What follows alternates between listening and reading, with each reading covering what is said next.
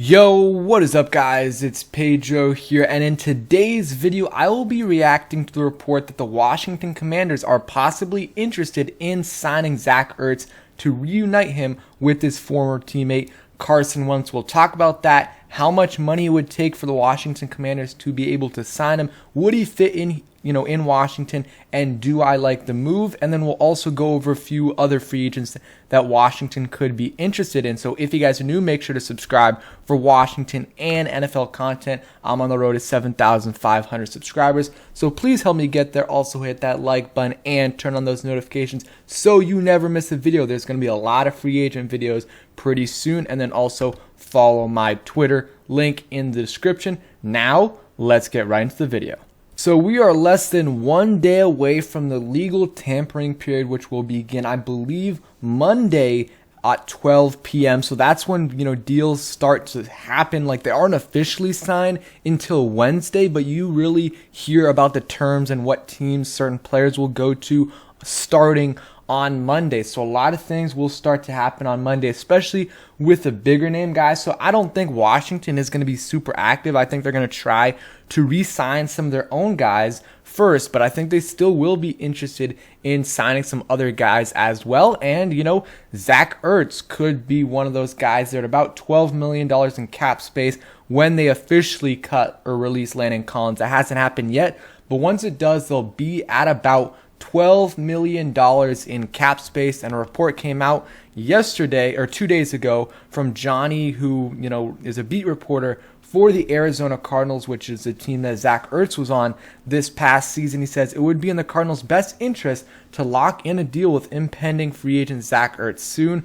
Washington is sniffing around Zach Ertz market should he be set free on Monday. And so far, nothing has happened with, Zach Ertz and the Cardinals, and, less than, it's pretty close. We're getting there. Like I said earlier, less than 1 day away. And Zach Ertz makes sense to Washington for a few different reasons. One, the most obvious one is that they have Carson Wentz and Zach Ertz have a very, very strong bond, strong connection. They're very close, really close friends, but also they had very good chemistry from, 2016 until 2020 when, Carson Wentz was ultimately traded after that season. And then, Zach Ertz was traded the following season in, I believe, about October. So they have a really strong connection there. Another reason is, who knows when Logan Thomas will be back. He tore his ACL in December. There might be some other damage there. So the thing with that is he could be back for training camp or, right after training camp, but he also could be missing a little bit of the season, or he might not be 100% for the start of the season. If they know or they have a very good feeling that he's progressing well and he should be back for the start of the season, then that's great. They don't necessarily need to go after Zach Ertz. But if they feel like, he might not be ready for the start of the season and it might take him a while to get to 100%, then that's when you might, be willing to go after Zach Ertz or Mo Alley Cox, who's who played with Carson Wentz this year. Then you might be willing to go after a tight end like that. And even if Logan Thomas is healthy and he's ready for the start of the season, it still wouldn't be a bad signing because Zach Ertz is a good tight end in this league. And also, you can still line them up, in two tight end sets. And not only that, Zach Ertz doesn't always just line up as a tight end. He can line up on the outside sometimes. He can line up in the slot. He's very versatile that way. So it would make sense. And, another reason is Carson Wentz.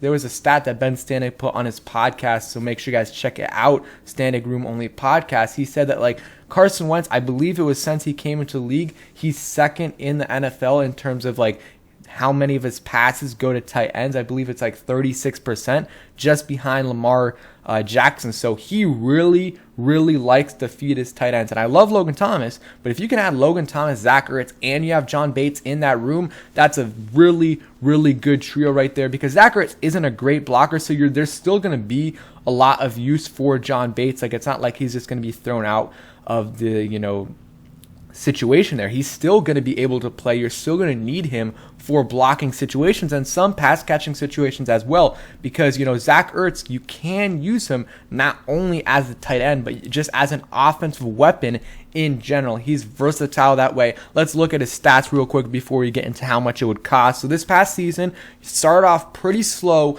with the Philadelphia Eagles. I want to look for sure, but he got traded, I believe, sometime in October, and once he got to the Cardinals, he really took off. He had over 750 yards, so he had a really good season for the Cardinals. You see right here with the Eagles, he was kind of struggling a little bit early on, and then he got traded, and he played really well. Let's look at the full stats, but I believe it was like 760 something yards and 5 touchdowns. Yes, that's what it was. The year before, a down year for sure. I mean, he was injured. He had, different quarterbacks playing, and he just wasn't himself. But you look at that stretch from 2015 to 2019, he was one of the top tight ends in the NFL, consistently getting over 800 yards.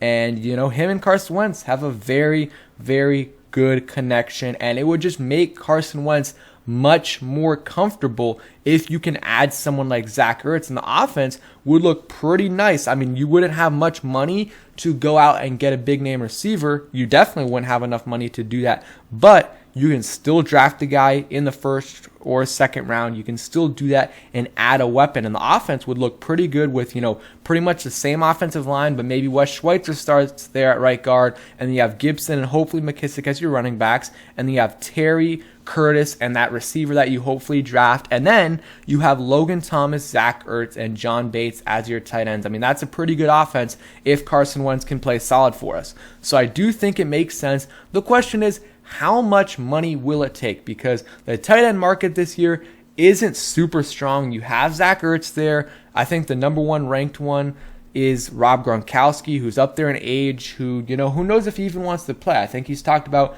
the only QB he wants to play for is Tom Brady, but he's kind of retracted that a little bit, talking about Joe Burrow. So who knows? If he does, test free agency, he'll probably get a big deal, but so will Zach Ertz. I would not pay him $10+ million a year. That's what some people are saying he's going to get. I do not think so. I don't think he's going to get $10 million a year unless it's like a 1-year, $10 million contract. If that's the case, then maybe, but I don't think at his age, I believe he's like 31 years old, I don't think a team's going to be willing to give him like a 3-year, $30+ million contract. Maybe there will be.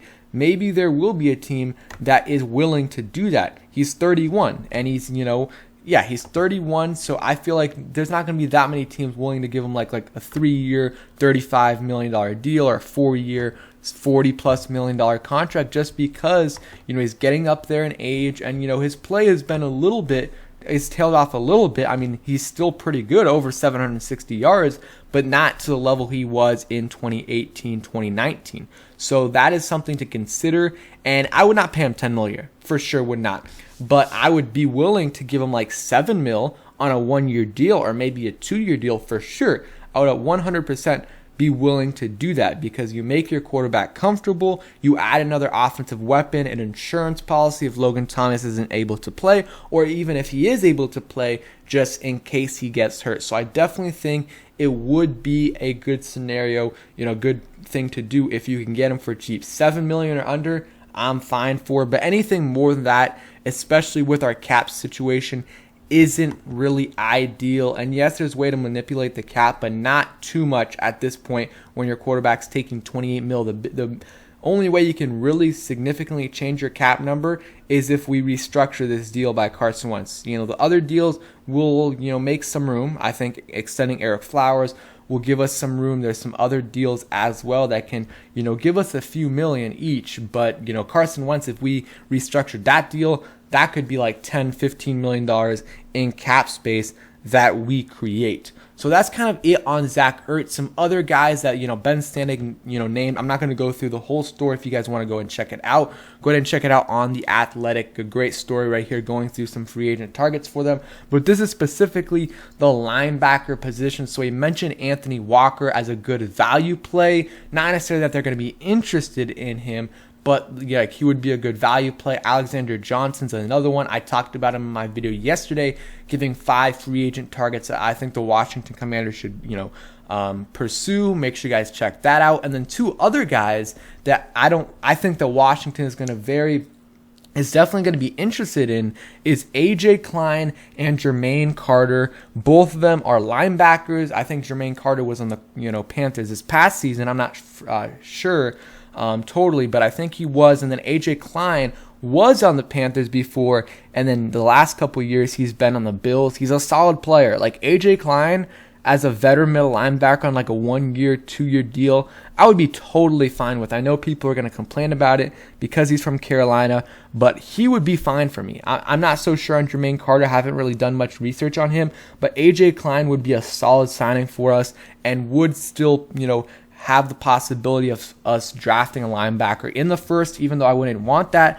But maybe like in the second or third, they could get someone like Chad Muma to sit behind AJ Klein for a year or so, and he'll still be able to play, but he won't be starting right away. That's a good possibility for the Washington Commanders right there. So let me know what you guys think. Again, make sure you guys turn on those notifications because tomorrow things are going to start to go down, and especially in the next week, there's going to be deals left and right for Washington, for other teams that are signing Washington players. So make sure you guys stay tuned for that. Hope you guys enjoyed. If you did, hit that like button, turn on those notifications so you never miss a video. Peace, guys.